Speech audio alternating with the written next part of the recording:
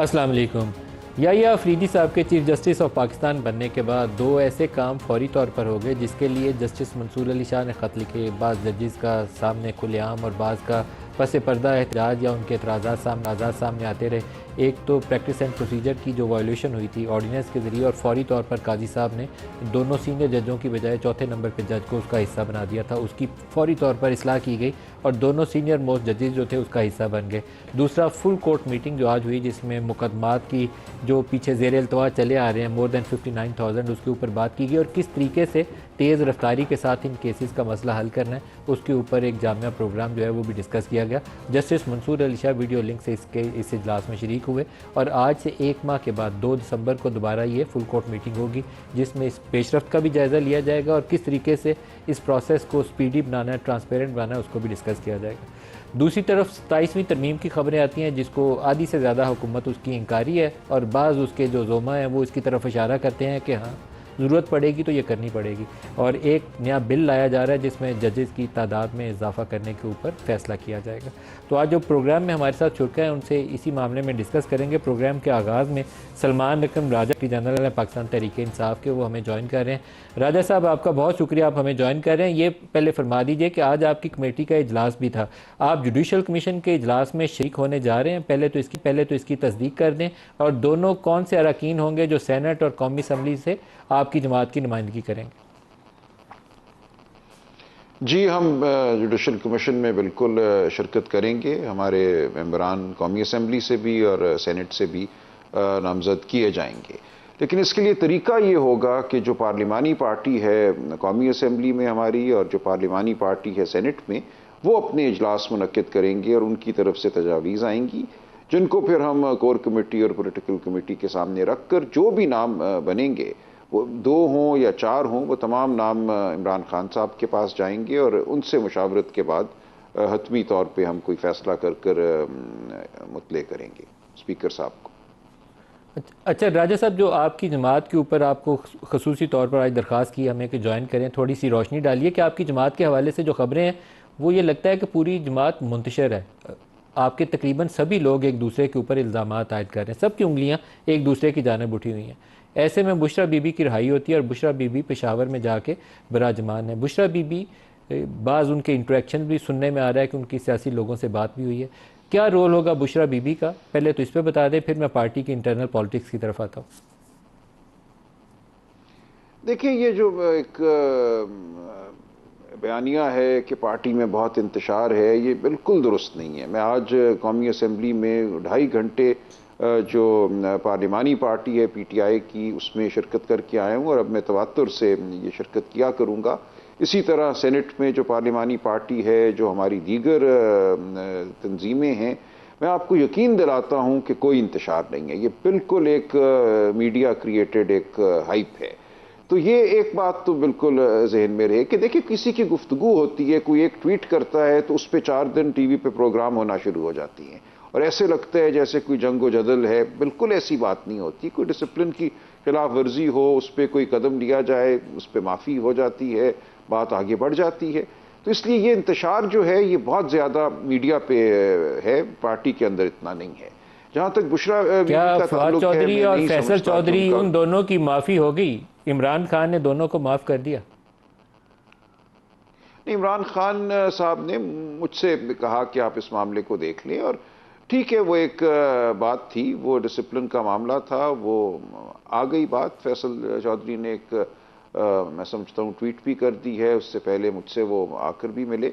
तो ठीक है, देखिए इसी तरह मामला हल होने चाहिए ना कि अगर किसी को कोई शिकायत है उस हवाले से एक तादीबी कदम उठना चाहिए, उसके हवाले क्या से फवाद अगर चौधरी को भी माफ़ी माफ़ी आती मिल है, गई या बात नहीं ठीक मिली? हो जाती है।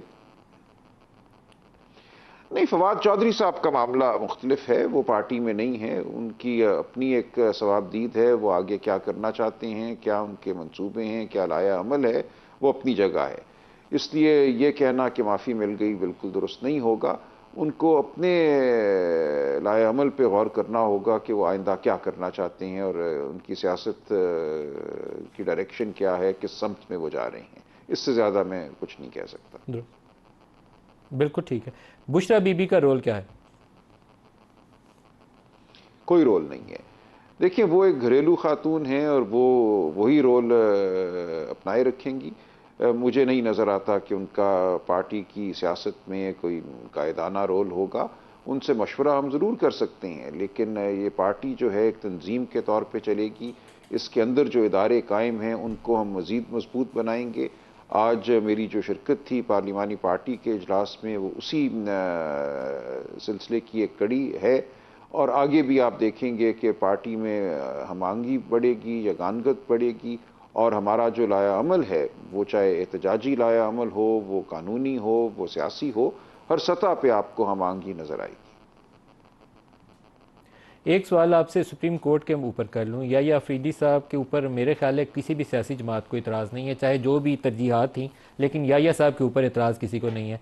अब एक बहुत बड़ा फैसला है मखसूस नशिस्तों के हवाले से, सुप्रीम कोर्ट से आपकी क्या तवक्कुआत हैं, क्योंकि इलेक्शन कमीशन उसके ऊपर अमल पैरा नहीं होगा और स्पीकर साहब कह चुके हैं कि जब तक इलेक्शन कमीशन फैसला नहीं करेगा मखसूस नशिस्तें आपको नहीं मिलेंगी। देखिए, आज मैंने कंटेम्प्ट की दरख्वास्त दायर कर दी है सुप्रीम कोर्ट में इस हवाले से कि 12 जुलाई का फैसला है, उसके बाद सितंबर में, फिर अक्टूबर में सुप्रीम कोर्ट की जानिब से मज़ीद क्लैरिफिकेशन ऑर्डर्स आ चुके हैं। अब किसी किस्म का कोई इबाहम बाकी नहीं है। अब भी उनका आगे ना बढ़ना सरासर तौहीन अदालत है। सो अब मामला फिर सुप्रीम कोर्ट के हाथ दे दिया है और हम देखते हैं। मुझे पूरी उम्मीद है कि सुप्रीम कोर्ट अपने फैसले पर अमल कराएगी। 26वीं तरमीम के ऊपर क्या पाकिस्तान तहरीक इंसाफ खुद से सुप्रीम कोर्ट में या आप जाना पसंद करेंगे? देखिए, बिल्कुल हम जाएंगे। मुझे इल्म है कि कुछ वकला तंजीमें भी जा रही हैं, दीगर अफराद भी जा रहे हैं, हमारी पटिशन भी जाएगी। हम समझते हैं जिस तरीके से ये तरमीम हुई, जो इसका मतन है, ये आईन पाकिस्तान पर हमला है, अदलिया की आज़ादी पर हमला है। अदलिया की आज़ादी एक बुनियादी अंसर है आईन पाकिस्तान का, जिसको तब्दील नहीं किया जा सकता। तो ये तमाम मामला हम सुप्रीम कोर्ट के सामने रखेंगे। बिल्कुल हमारी ये इस्तदा होगी कि इस तरमीम को कलअदम करार दिया जाए। क्या सुप्रीम कोर्ट किसी आइनी तरमीम को मुकम्मल तौर पर कालअदम करार दे सकती है? ये तो एक हिस्सा है, और दूसरा जो तरीक़ाकार है जो कॉन्स्टिट्यूशनल बेंचेस का, जिसमें जुडिशल कमीशन में सियासी लोग बैठ के बेंच की तैनाती के हवाले से फ़ैसला करेंगे, क्या वो इंडिपेंडेंस ऑफ जुडिशरी के असूलों के मुताबिक है या उससे मुतसादिम है? यही हमारी शिकायत है ना, इसीलिए हम कहते हैं कि ये अदलिया की आज़ादी पर हमला है। चीफ जस्टिस की तैनाती भी हुकूमत वक्त करेगी। 3 सीनियर जजों में से एक को जब चुनने का आप कहते हैं, तो दर हकीकत आप जो आज 7वें 8वें नंबर पे जज साहब हैं, उनको भी कहते हैं कि एक आध साल में, 1.5 साल में आपने भी 3 में होना है, ताकि तमाम मुती व फरमा बरदार हो जाएं। ये पूरी तरह से मगलूब करने की कोशिश है सुप्रीम कोर्ट को, तो ये बिल्कुल गैर आइनी है। इसी तरह जो कॉन्स्टिट्यूशनल बेंच में तैनातियां हैं, वो एक ऐसा कमीशन करेगा जिसमें बिलउमूम, अगर हमेशा नहीं तो बिलउमूम हुकूमत की अक्सरियत होगी, और वो अपनी अक्सरियत को इस्तेमाल करते हुए अपने मर्जी के जज लगाएंगे। आज राना सनाउल्लाह साहब का बयान मैं कहीं सुन रहा था कि हम मंसूर अली शाह साहब को नहीं लगने देंगे, हम मुनीब अख्तर को नहीं लगने देंगे। तो ये ताकत हुकूमत को दे देना बिल्कुल अदलिया की आज़ादी का, अदलिया के वजूद का मैं समझता हूँ कत्ल है। तो इस हवाले से हमारी सियासी तहरीक, हमारी एहतजाजी तहरीक तो होगी, लेकिन इस मामले को हम सुप्रीम कोर्ट के सामने भी रखेंगे। सर, एक लास्ट क्वेश्चन, 27वीं तरमीम पे किसी हुकूमती नुमाइंदे ने PTI के किसी रुकन से या आपसे रब्ता कायम किया कि वो क्या होगी, क्या शक्ल है उसकी? नहीं, बाज़ाब्ता तौर पे नहीं रब्ता किया, और अगर रब्ता होगा तो हम समझते हैं 26वीं गलत थी, 27वीं भी गलत होगी। हम इस पार्लिमान के इस्तेहकाक को ही नहीं मानते, और अगर इन्होंने बुनियादी हुकूक में कोई तखफीफ की कोशिश की, मिलिट्री अदालतों के क़याम की कोशिश की आइन के ज़रिए, तो मैं समझता हूँ पाकिस्तान के हर फर्द को बाहर आना होगा, आपको बाहर आना होगा। देखिए, इसका हदफ कौन होगा? हर वो सहाफ़ी जो तनकीद करना चाहता है पाकिस्तान की सियासत में जो मदाखलत है। कल को कहा जाएगा कि आपने हमारी ताज़ीम पे हमला किया है, और ये ताज़ीम जो है इस पर हमला फ़ौजी अदालत की सवाबदीद में आता है, तो आप, मैं, हम सब फ़ौजी अदालतों के सामने खड़े होंगे। ये मामला सिर्फ PTI का हरगिज़ नहीं है, ये हर पाकिस्तानी के लिए एक तंबीह है। तो मुझे नहीं लगता कि पाकिस्तानी कौम इस पर खामोश रहेगी।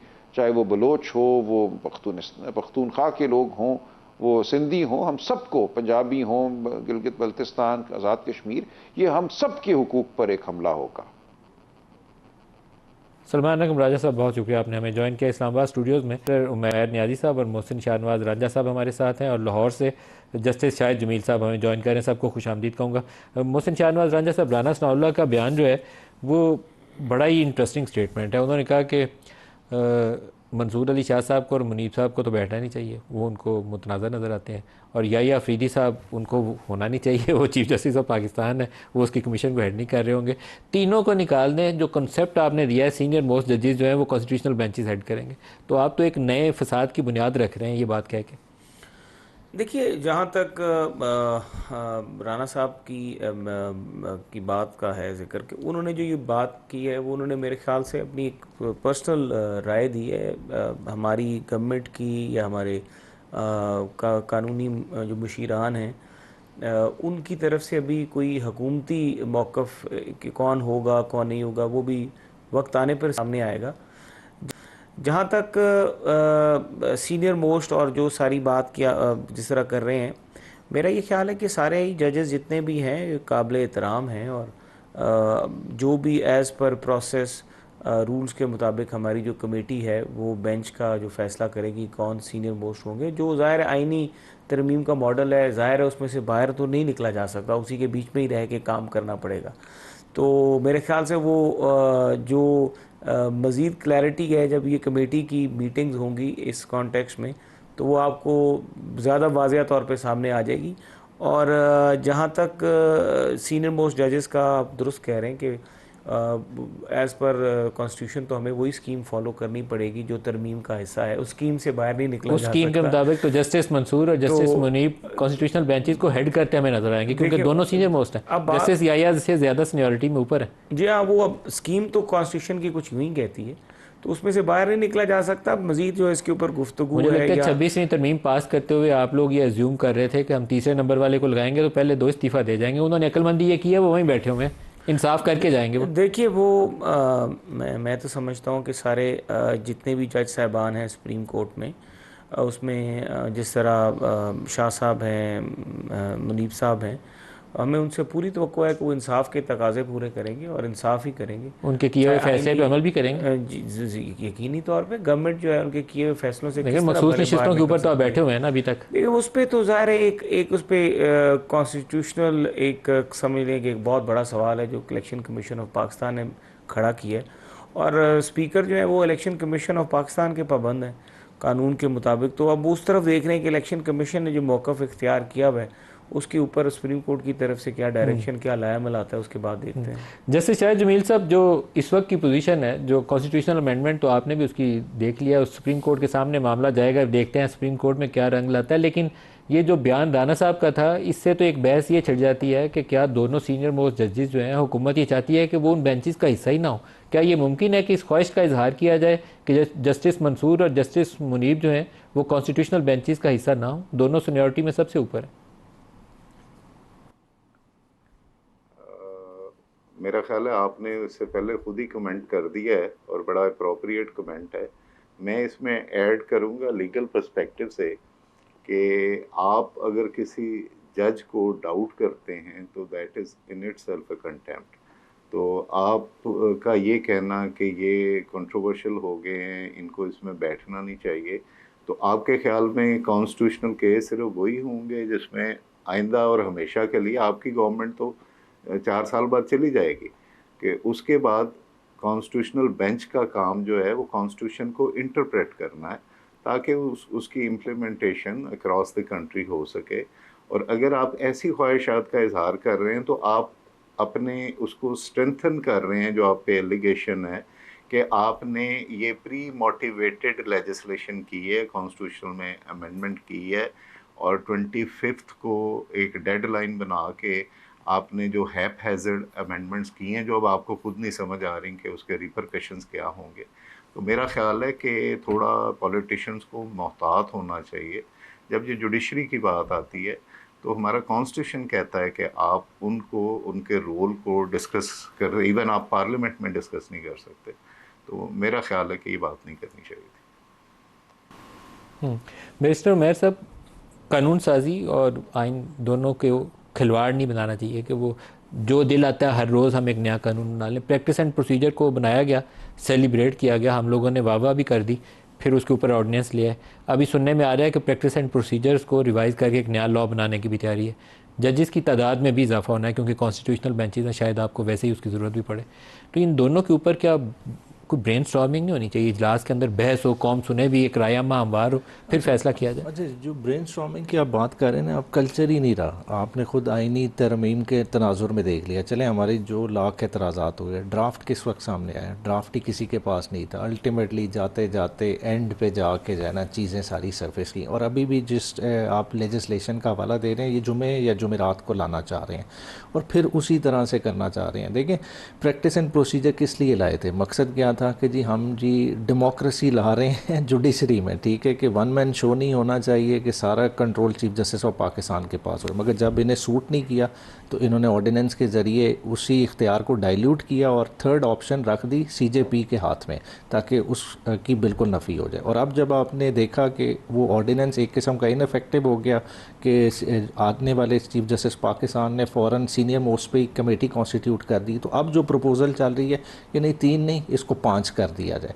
तो मतलब अब ये आप तो कह रहे हैं कि जो प्रैक्टिस एंड प्रोसीजर्स को अमेंड ये करेंगे तो 3 सीनियर मोस्ट जजेस की बजाय उसको 5 सीनियर मोस्ट जजेस कर देंगे। 5 पे करने चाह, तो मतलब ये भी तजवीज़ है, ये अभी हुआ नहीं तजवीज़ है। जो सुनने में भी आ रहा है कि थर्सडे या फ्राइडे को ये ले फ्राइडे का करेंगे। मैंने भी हाँ सुना जी, है कि हाँ शायद जी, फ्राइडे को हाँ बिल जी। आ रहे हैं। 2 हिस्से होंगे, एक प्रैक्टिस एंड प्रोसीजर को चेंज करेंगे और एक जजेस की तादाद बढ़ाएंगे। को, हाँ जी। अच्छा, और दूसरा देखें ना, जजेस की तादाद इतना आसान काम नहीं है। देखिए, बुनियादी तौर पे देखें, ये एक बड़ा ही डिफरेंट फील्ड है। बहुत सारे अच्छे वकील होते हैं जो जज बनते हैं, एज ए जज परफॉर्म ही नहीं कर सकते। जज एक आपका बनता है over the period of time, और आप जब इस तरह बल्क में जजेस अपॉइंट कर देंगे तो आपकी जुडिशरी का कॉम्प्लेक्शन ही बदल जाएगा। अगर ये 3 से 5 करते हैं तादाद प्रैक्टिस एंड प्रोसीजर में, तो चौथे नंबर पर अमीनुद्दीन साहब हैं, हाँ और जी। 5वें पे आई थिंक मंदोखेल साहब। मंदोखेल, हाँ जी। तो फिर ये 5 का हो जाएगा। बिल्कुल 5 का। मोहसिन साहब, 3 सीनियर मोस्ट काफ़ी नहीं? देखिए, अभी तो लॉ बनाया आपने, अभी उसकी एक दफ़ा टांग तोड़ी आपने ऑर्डिनेंस के ज़रिए, अब दूसरी टांग तोड़ेंगे दूसरे एक्ट के ज़रिए। जहाँ तक जजेस की तादाद का सवाल है और सीनियर मोस्ट जजेस की जो है इसके कॉम्पोजिशन जो है वो कमेटी में उसका सवाल है, उसमें एक चीज़ जो सबसे अहम मैं देखता हूँ, देखिए तादाद जो है ना उसको तो आप लिंक करें वॉल्यूम के साथ कि आपका वॉल्यूम क्या है सुप्रीम कोर्ट में, पेंडेंसी का वॉल्यूम क्या। आज भी बड़ी अच्छी बात देख रहा था आफरीदी साहब ने, काफ़ी केसेस सुने और कम टाइम में उन्होंने बड़ी अच्छी प्रोसीडिंग्स भी चलाई। सारे जजेस कोशिश यही करते हैं और करते भी आएंगे। 59,000 केसेस हैं, तो ये तो नहीं, एक लाखों तो नहीं है। अगर लेकिन महीना 2 महीने लगाएं तो ये आधे हो जाएंगे। देखिए, बस वही बात है ना, हमारी भी कोशिश ये है कि ज़्यादा से ज़्यादा पार्लियामेंट चाहती है कि देखिए इंसाफ जो है मिलना आईनी दस्तूरी हक है किसी भी पाकिस्तानी शहरी का, और अगर उसको जजेस ज़्यादा मिल जाए, मैं तो कहता हूँ जजेस की तादाद पाकिस्तान की आवाम देखें आप 18 से हम शुरू, अब 25-26 पे हम पहुँचे हुए आवाम की तादाद के मुताबिक। उसी हिसाब से आपकी लोअर जुडिशरी में भी, अपर में भी, सुप्रीम कोर्ट में भी, हर जगह पे जजेस की जो तादाद है उसको तो बढ़ना चाहिए, मेरी अपनी सर। राय लेकिन है। वो तो जजेस की तादाद बढ़ा लें आप, मैं उस पर कोई इतराज़ नहीं कर रहा आपसे, लेकिन मेरा तो वो जो आपका प्रैक्टिस एंड प्रोसीजर एक्ट है उसके ऊपर सवाल था कि हर एक नई ख्वाहिश के साथ आप नया एक्ट बना दें, तो ये तो खिलवाड़ है ना कानून आइन के साथ। पहले आपने 3 सीनियर मोस्ट बनाए, फिर आपने कहा नहीं, अब उस तीनों में मुनीब भी आ रहे हैं और मंसूर भी आ रहे हैं। अब चीफ जस्टिस को मौका दे दें कि वो किसी को नॉमिनेट कर लें। उन्होंने अमीनुद्दीन साहब को नामजद कर दिया। अब इस तरीके से तो नहीं चलेगा ना काम। देखिए, भले चाहे जहाँ पे बाकी मामलात अपनी जगह पर, लेकिन जो एक अहम चीज़ है वो ये है कि जहाँ तक कानून साजी का सवाल उठता है वो तो पार्लियामान जो है वो कर सकता है। ठीक है, वो अच्छी कानून साजी हो, किसी को उस पर एतराज़ हो, किसी को उससे इख्तलाफ हो, कोई उसकी राय को उसके लिए राय रखता हो, उसके हक़ में हो, तो ये तो एक मुख्तलिफ सिचुएशन है। लेकिन कानून साजी तो प्योरली पार्लियामेंट का इख्तियार है और वो कानून साजी कर सकता है, और कानून साजी पे उसको रोकना आईनी और दस्तूरी तौर पर दोनों जगह कहीं भी ये अब आप कानून की मार दे रहे हैं हमें। मैंने आपको जवाब वही दिया है। जैसे शायद जमील साहब, जो ये प्रैक्टिस एंड प्रोसीजर के साथ जो कुछ किया जा रहा है, ये बहुत ही एक नॉन सीरियस अप्रोच है कि वो जैसे बंदे का रोज़ एक ही चीज़ खाने को दिल नहीं करता, इनका रोज़ एक जज की शक्ल देखने को दिल नहीं चाहता, हर रोज़ एक नया कानून बना देते हैं। तो ये तरीकाकार क्या मुनासिब है? कानून और आइन के साथ यही कुछ ही करना चाहिए। मैं इसके लिए नदीम साहब ऑलरेडी वर्ड यूज़ करता रहूँ कि ये फायर फाइटिंग कर रहे हैं। और इनको समझ नहीं आ रही है, वो एक तरफ से आग बुझाते हैं तो दूसरी तरफ से निकल आती है, और इनको ये समझ नहीं आ रही कि इन्होंने कौन सी लेजिस्लेशन से क्या ऑब्जेक्टिव अचीव करना है। पहले मैं रांझा साहब की इस बात का जवाब देना चाहूँगा कि एक हाइप क्रिएट कर दी गई है, एक पॉलिटिकल स्लोगन बना दिया गया कि हाँ पार्लियामेंट जो है वो कोई भी लेजिस्लेशन कर सकती है।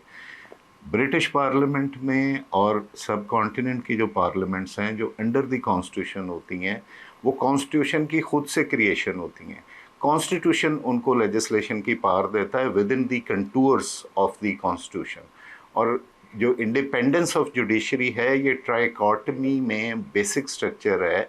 आप कोई ऐसी लेजिस्लेशन नहीं कर सकते जिससे आप इंडिपेंडेंस ऑफ जुडिशरी को डिस्टर्ब करें। ये मैं सिर्फ लीगल बात नहीं कर रहा हूँ, अपने कॉन्स्टिट्यूशन के अंदर ये ट्राइकॉटमी जो कि चेक एंड बैलेंस सिस्टम है, बेसिक डेमोक्रेसीज़ का जो बेसिक कॉन्सेप्ट है कि ये तीनों ऑर्गन्स एक दूसरे को चेक करते हैं और बैलेंस क्रिएट करते हैं। सो ये कहना कि जी पार्लियामेंट सुप्रीम है और ये कहना कि हमने जजेस के हाथ से ताकत लेके तो 20 करोड़ आवाम को दे दी है, प्लीज़ लोगों को उस ठीक बात बताएं, उनकी सही एजुकेशन करें। आप हर चीज़ को सियासी ना बनाएं। आपका कॉन्स्टिट्यूशन कहता है कि आप जुडिशरी के रोल को पार्लियामेंट में भी डिस्कस नहीं कर सकते।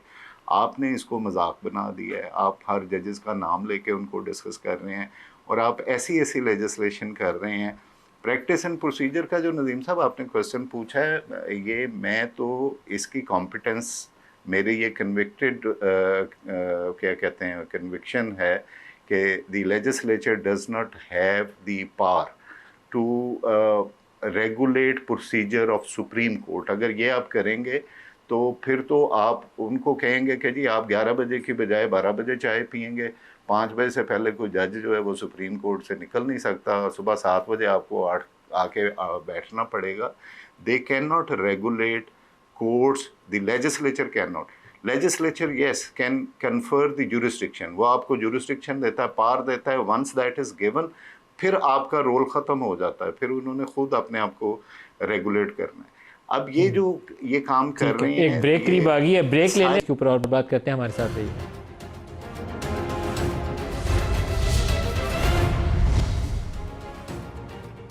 प्रोग्राम में दोबारा खुशामदीद कहते हैं। मौलाना फजलुर रहमान ने 26वीं आइनी तरमीम के वक्त एक बहुत ही तामीरी रोल मैं कहूँगा कि उन्होंने अदा किया, इंगेज किया उन्होंने सियासी क़ुव्वतों को, और जो इब्तदाई तौर पर मसवदा मीडिया वालों को मिला था उसके अंदर तो आर्टिकल 8 बुनियादी हकूक़, मिलिट्री कोर्स और पता नहीं क्या कुछ उन्होंने डाल दिया हुआ था। सारी चीज़ें वो जो ड्राफ्ट इब्तदाई तौर पर हुकूमती ड्राफ्ट था, वो PMLN का ड्राफ्ट था जो लीक हुआ था, वो सारी चीज़ें उसमें से हटा के जिसको बाद में मौलाना ने अपने अल्फाज के अंदर कहा कि काला नाग था जिसके दांत तोड़ दिए हमने। लेकिन आज 27वीं तरमीम के ऊपर एक उनकी स्टेटमेंट हमारे सामने आई है जो पहले से ज़्यादा तगड़ी स्टेटमेंट है। सुनिए क्या कह रहे हैं। देखो और 27वीं तरमीम आ रही है, जो इसमें नहीं हो सका वो किया जाए। तुम्हारा बाप भी नहीं करके दिखाओ जरा, और फिर अपना हट देख लो कि तुम्हारा क्या हट किया जाए। इस तरह भी आसान नहीं है कि आप आराम से कोई तरमीम लाएंगे और हम चूड़ियां पहनकर घरों में औरतों की तरह बैठे रहेंगे। कोई न सोचे कि जिन चीजों को हमने मुस्तरद किया और 26वीं तरमीम से निकाला, उसे दोबारा किसी तरमीम के जरिए से इसमें मिलाया जाएगा और लोटों के वोटों से पास करोगे और फिर वो चलने देंगे हम। लोटों के वोटों से पास होने वाली तरमीम कौम को काबिल कबूल नहीं होती।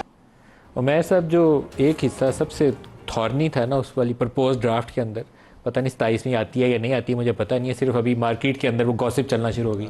वो फंडामेंटल राइट्स को छेड़ने से मुतल्लिक था। लगता ये था कि आपके 9 मई के मुकदमात मिलिट्री कोर्ट्स में खुलेंगे, हट गया उसमें से। अब अगर 27वीं में वो चीज़ें डलती हैं तो आप लोग कहाँ स्टैंड करते हैं? आपकी तो पार्टी के लोटों ने उसको पास करवाने में मदद करवाई है पहले। अच्छा ये देखें ना, इसमें जैसा मौलाना साहब भी जिसका जिक्र कर रहे थे, ये और लोटों का जिक्र कर रहे हैं, वो तो लोटे हो ही हो गए। अगर इस तरह की होती है तो देखें मौलाना साहब को भी इतनी विजिबिलिटी है कि ये घड़ी की सुई है कि घूम के और जमातों पे भी आनी है। तो इसी वजह से आज वो ओपनली इस चीज़ को रेजिस्ट कर रहे हैं। तो इसको पास कराने के लिए बज़ाहिर ये नज़र आता है कि मौलाना साहब साथ नहीं होंगे। अगर वो साथ नहीं होते तो उनमें से उनकी पार्टी में से 1-2 ही टूटेंगे, तो बाकी उन्होंने किधर से पूरे आपकी जमात से तो इधर से पूरे करने हैं, तो वो फिर देखें एक आईनी तरमीम जो खालिसतन लोटों के ज़रिए आएगी वो कैसी आईनी पहले भी तरमीम ऐसी हो? आई है ना, बिल्कुल उन्होंने पहले भी ऐसी है। नोटिफाई किया ही नहीं आपके वो 41 मेंबर्स हाँ को, सुप्रीम जी, कोर्ट का फैसला बिल्कुल। था और वो बवक्त ज़रूरत उनके काम आते रहेंगे काम उनके। आते रहे, मगर अब तो ये है बाकी वाले तो नोटिफाइड हैं, तो उनको किस तरह यूटिलाइज करेंगे? वो इतने और बल्कि पूरा 41 मेंबर्स को और तोड़ने की जरूरत ही नहीं है, 10 12 15 जब जरूरत पड़ेगी उसमें से तोड़ लेंगे। मौलाना साहब जिस तरह रेजिस्ट कर रहे हैं तो हमारी भी पार्टी इंशाल्लाह ताला इसी तरह रेजिस्ट करेगी अरे और अपने कहाँ बंदों रेजिस्ट को करेगी, प्रोटेक्ट करेगी। फैसल वाडा ने उस दिन जो बोला, आपने शो कॉज नोटिस भी जारी किया हुआ है, इवन कुरैशी साहब को, जैन कुरैशी को किया हुआ है आपने। 5-6 बंदे तो आपके रिजर्व में बैठे हुए थे जिनकी जरूरत ही नहीं पड़ी वोट अच्छा डालने की। देखिए इस तरह अभी हम कह सकते हैं रिजर्व, मगर जब तक देखें ना सॉलिड कोई शवाहिद ना हो, देखें पॉलिटिकली आपने उन लोगों को भी साथ लेके चलना है। या तो पार्टी पहले 3 दिन में डिसाइड कर लेती और अपना स्पीकर को जमा करा देती कि जी ये लोटे थे और डी सीट करा देती, तब पहले 3 दिन फैसला नहीं किया। अब शो कॉज नोटिस है, अब उनको प्रॉपर हियरिंग दें, हर किसी की एक कहानी है उसको सुने और जो कमी बेशी है उस पर पूरा होने की कोशिश करे पार्टी। देखें इस वक्त लोगों को निकालने से ज़्यादा अहम क्या है कि अगर कोई आइनी तरमीम आ रही है उसका रास्ता रोका जाए, अगर कोई आपका कमज़ोर बंदा था भी उसको मजबूत करें और हर तरह से मजबूत करें। रांझा साहब, क्या आप लोगों ने माजी जो कुछ बीता आपके ऊपर, पीपल्स पार्टी के ऊपर भी और नून लीग के ऊपर भी मुशर्रफ दौर में, तो उससे सबक सीख के आपको दोबारा लोटा क्रेसी की तरफ जाना चाहिए था या आपको इससे गुरेज करना चाहिए था? देखिए, जहाँ तक पार्टी से डिफेक्ट करने का सवाल उठता है, बुनियादी तौर पे ये जो फॉल्ट है ये तो लायक करता है इनके अपने पार्लिमानी बोर्ड में। जब ये टिकट्स दे रहे होते हैं तो ऐसे लोगों को टिकट्स देने से पहले थोड़ा प्रोब कर लेना चाहिए। पिछली दफ़ा भी इनके कई ऐसे एमएनएस थे जो पैसे लेके, जिन्होंने जिनके मामला सुनने में आते थे और इनके अपने बंदों के अगेंस्ट भी इस तरह की चीज़ें नोट होती थी। पिछले से क्या मुराद है, किन को कह रहे हैं पैसे लिए? वो जो सिंध हाउस में बैठे हुए थे उन्होंने पैसे लिए थे? मतलब मैं ये नहीं कहता, लेकिन उसके अलावा भी उससे पहले भी कई एपिसोड ऐसे हुए। क्या जो सिंध हाउस में थे वो पैसे लेके गए थे? नहीं नहीं, ऐसी कोई बात नहीं। नहीं तो फिर आपने इशारा किस तरफ उन किया? लोगों ने, कुछ लोग ऐसे थे इनके, मैं नाम नहीं लेता, खैर छोड़ें, क्योंकि बगैर सबूत के मेरे ख्याल से इतनी बड़ी बात करना मुनासिब नहीं होगा। लेकिन बिहाइंड द सीन्स चीज़ें चल रही होती थी, ये तोड़ फोड़ कर रहे होते थे। हमारे बंदों के साथ भी इनके लोग कोशिश करते थे राब्ते करने के, और उस वक़्त की जो इस्टेब्लिशमेंट थी वो बड़ी इनकी हाज़िरियाँ लगवाना, सारा काम करना उसमें माहिर थे। लेकिन मैं हाज़िरियाँ नहीं लगवाता कोई? मेरा नहीं जाता ख्याल, क्योंकि मैं आपकी बात से 100% अदम इत्तेफाक है मुझे। इस वक्त मैं ऐवान में नहीं हूँ, तो खैर मैं इस अमल से बाहर हूँ, तो मेरे इल्म में नहीं है। आपकी हाज़िरी की अभी नौबत नहीं है। मेरी नौबत नहीं है, लेकिन मेरा ज़्यादा ख्याल है, ऐसी सूरत हाल नहीं है। लेकिन जहाँ तक इस चीज़ का सवाल उठता है कि ये इनके लोगों के वोट्स लिए जाएँ, मेरा ख्याल है कोशिश हमारी पार्टी की हमेशा से ये रहेगी कि इस अमल में जितनी ज़्यादा कॉन्स्टिट्यूशनल स्पिरिट है उसको सामने लेके चला जाए। कोई इस तरह का एंगल जिस तरह मौलाना साहब फरमा रहे हैं या कोई इस तरह की सूरत है, मौलाना साहब हमारे बड़े हैं, बुज़ुर्ग हैं, जोश ख़ुताबत में जब कहते हैं, बात करते हैं, फिर रास्ता भी खुद ही निकाल देते हैं। ये उसमें और बहुत अच्छा रोल प्ले किया उन्होंने इस पूरी तरमीम में। मैं उनका मदाह हूँ, पहले भी था, खैर अब तो मज़ीद भी हो गया कि किस तरह से उन्होंने सारी चीज़ों को मैनेज अच्छे तरीके से किया। और हर आखिर में तहरीक इंसाफ वाले जो है, इनको भी अच्छी बात है कि इनमें भी सियासी वसअत इस तरह की पैदा हुई कि अगर किसी ने कुछ थोड़ा बहुत भला किया है तो उसको उसका क्रेडिट। मौलाना की इमामत में नमाजें पढ़ी हैं, नमाजें पढ़ी। जैसे शायद जमील साहब, जो आइनी तरमीम है उसकी एक अपनी सैंक्टिटी है, उसको बंदों को अगर डिफेक्ट करा के पास कराई जाए तो मेरा तो ख्याल है कि उसकी जो लीगैलिटी है वैसी फौत हो जाती है।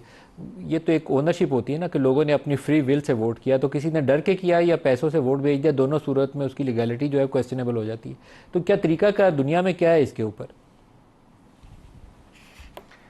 सर, इसमें ये जो वर्ड है लोटा और फ्लोर क्रॉसिंग, ये तो हमारे तो मुल्क में मेरा ख्याल है इस पे पीएचडी हो सकती है अब, जब से ये काम शुरू हो रहा है और ये कंटिन्यू हो रहा है।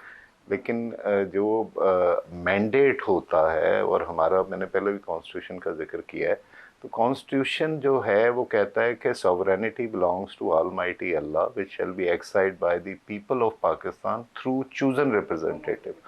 अब जो चूजन रिप्रेजेंटेटिव है, वंस ही इज़ चूजन, तो उस कॉन्स्टिट्यूंसी का उसको डेलीगेट हो जाती पार के वो उसको कैसे यूज़ करता है। मैं 63A की पहले वाली जजमेंट के वो बिल्कुल डिफेंड नहीं करता, मेरा ख्याल है कि कॉन्स्टिट्यूशन के वर्ड्स के वो अगेंस्ट थी।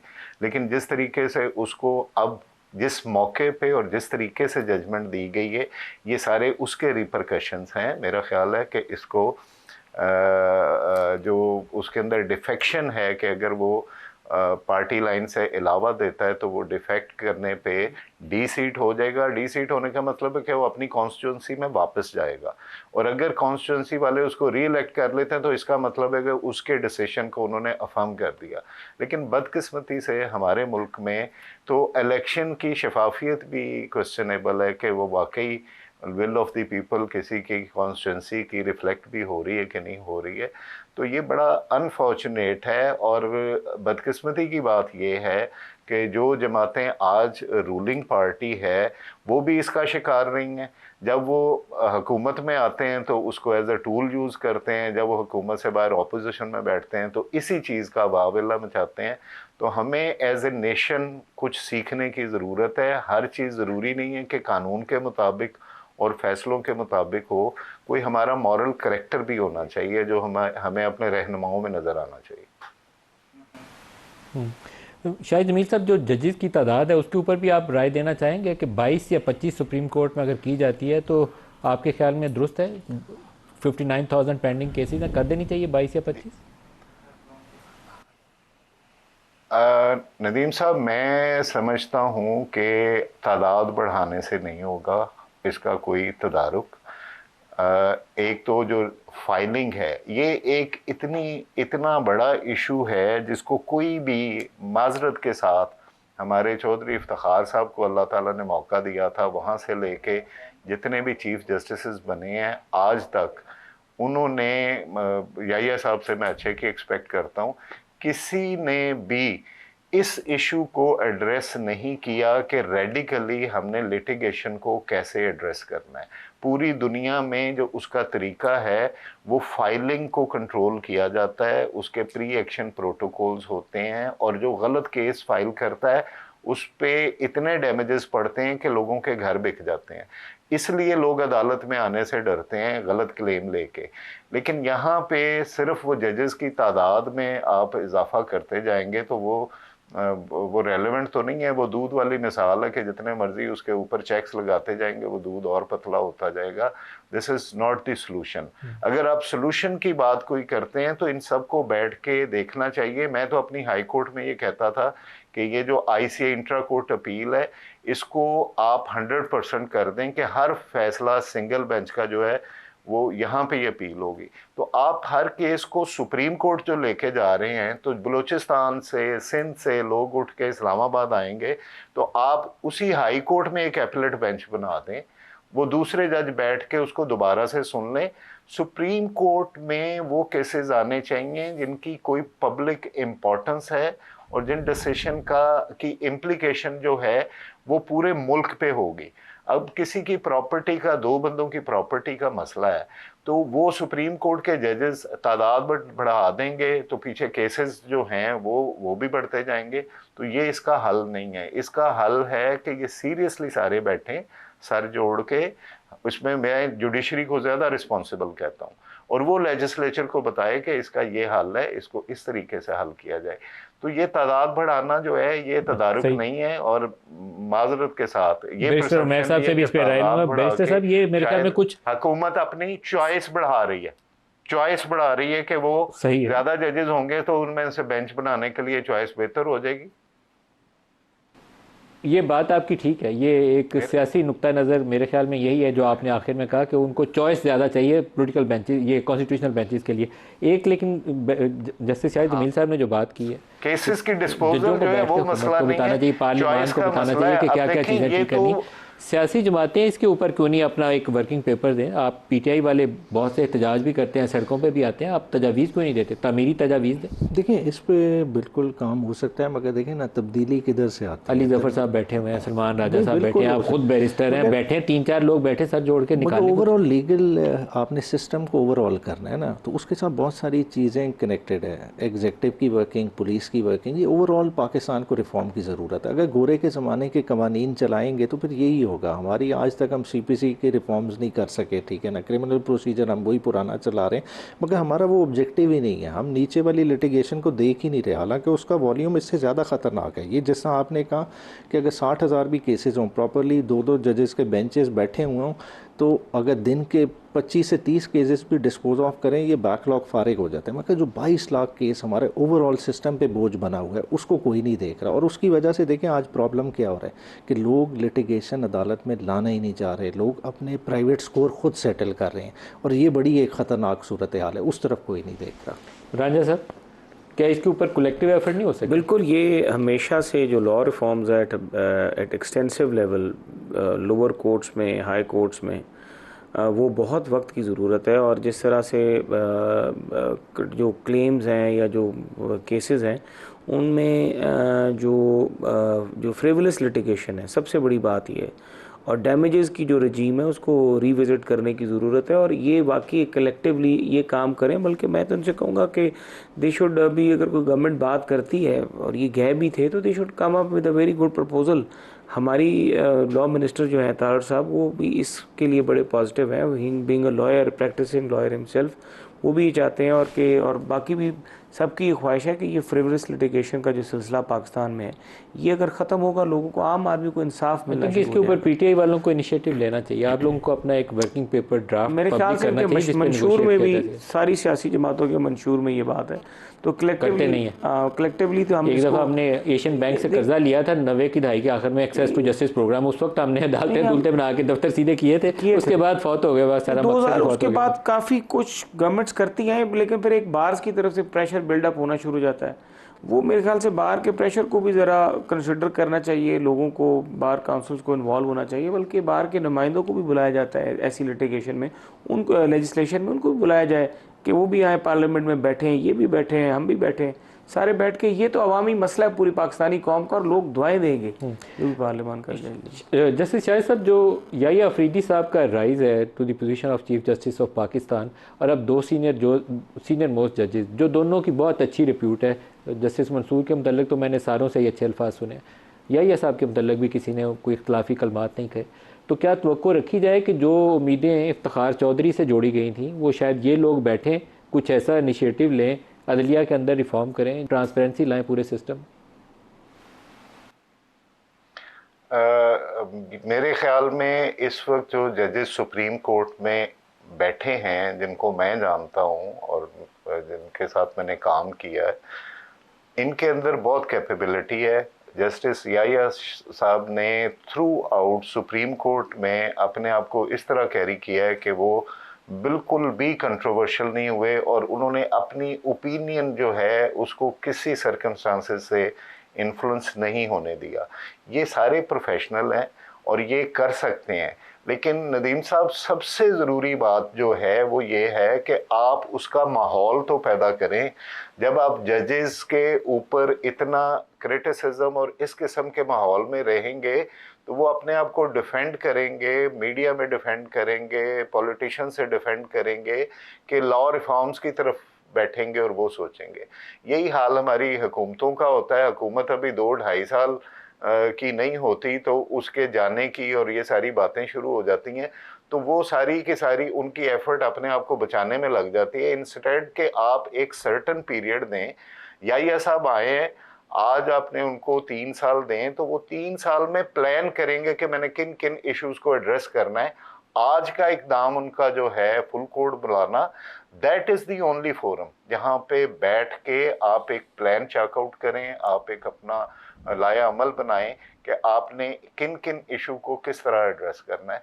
तो मेरा ख्याल है अगर ये हमारी लेजिस्लेचर और हमारे सियासतदान और हमारा मीडिया ख़ास तौर पे उनको थोड़ी गुंजाइश दे और थोड़ा सा उनको मेंटल पीस दे, ताकि वो अपने काम के मुतल्लिक भी उस पर गौर कर सकें कि जुडिशरी के फंक्शन को और डिस्पोजल को और उसके मेयार को कैसे बुलंद किया जा सकता है। बिल्कुल सही। और मैं सब क्लोजिंग रिमार्क्स लेने हैं। आप लोगों ने एहतजाज का भी जिक्र किया, आज एहतजाजी सियासत की तरफ जाएंगे, आपका जो इजलास चल रहा था, कब से एहतजाज शुरू करने हैं और किस वजह से करने हैं? अच्छा देखिए, पार्लिमानी पार्टी में बड़ी डिटेल डिस्कशन हुई और उन्होंने अपनी कुछ रिजेंटमेंट भी शो की कि हमें लूप में नहीं लिया जाता और एहतजाज की कॉल पहले अनाउंस कर दी जाती है, बाद में हमें पता चलता है। बुनियादी तौर पे देखें, आपके ड्राइविंग इंजन्स तो आपके MNAs MPAs हैं, उन्होंने ही कैरी करना है। तो इसमें यही इसी बात पे सेक्रेटरी जनरल साहब मौजूद थे, तो यही डिसाइड हुआ। तो अब पार्टी बैठेगी, डिलिब्रेट करेगी, कोई हाफ हार्टेड अटैम्प्ट नहीं होगी, जो भी होगी प्रॉपर उसे वर्कआउट किया जाएगा और जो किया जाएगा आइन के दायरा कार में कानून के मुताबिक रह के चीज़ों को प्लान आउट वो करके जो किया कुछ जाएगा। लोगों ने डी चौक की कॉल देना शुरू कर दी थी, तो राजा साहब ने उस पर ट्वीट की थी कि मैं अपने 250-300 लोगों को अंदर नहीं करवाऊंगा, पहले इसके ऊपर बात करेंगे कि क्या फ़ायदा मंद है, फिर एहतजाज हाँ जी, का सोचेंगे, proper workout तो फिर वो है। तरीकाकार होगा। और नहीं देखें, लेकिन दूसरा एहतजाज की कॉल देगा कौन, ये किसी को ऑथोराइज किया गया कि नहीं, कौन डिसाइड ऑथराइज करेगा? देखें, फोरम्स हैं डिफरेंट, जैसे पार्लिमानी पार्टी अपनी रिकमेंडेशन देगी, कोर में जाएंगे, कोर में डिस्कस होएंगे और फिर अल्टीमेट अप्रूवल खान साहब से लेके उसको फिर उसके बाद एग्जीक्यूट किया जाए। उमैर न्याजी साहब, मोहसिन साहब और जस्टिस शाह जमीन साहब, सबका बहुत शुक्रिया। आज के लिए इतना ही इजाज़त दीजिए। अल्लाह हाफ़िज़।